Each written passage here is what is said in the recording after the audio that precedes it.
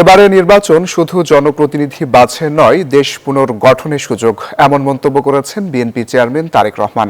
শনিবার ঠাকুরগাঁওয়ে নির্বাচনী জনসভায় তিনি বলেন, খালেদা জিয়া বলতেন বাংলাদেশ ছাড়া আর কোনো ঠিকানা নেই। বিএনপির প্রতিটি নেতাকর্মী বিশ্বাস করে বাংলাদেশ তাদের প্রথম ও শেষ ঠিকানা। বিএনপি সরকারে গেলে ঠাকুরগাঁও, নীলফামারী, দিনাজপুর ও পঞ্চগড়কে কৃষি শিল্পের কেন্দ্র হিসেবে গড়ার প্রতিশ্রুতি দেন তারেক রহমান। বলেন, প্রত্যেক নারী পাবেন ফ্যামিলি কার্ড, ঘরে ঘরে পৌঁছে যাবে স্বাস্থ্যসেবা। Bashundhara public school and college 2026 শিক্ষাবর্ষে ভর্তি চলছে। 2024 সালে আমরা ছাত্র জনতার অভ্যুত্থান দিয়ে এই দেশের স্বাধীনতা রক্ষা করেছি।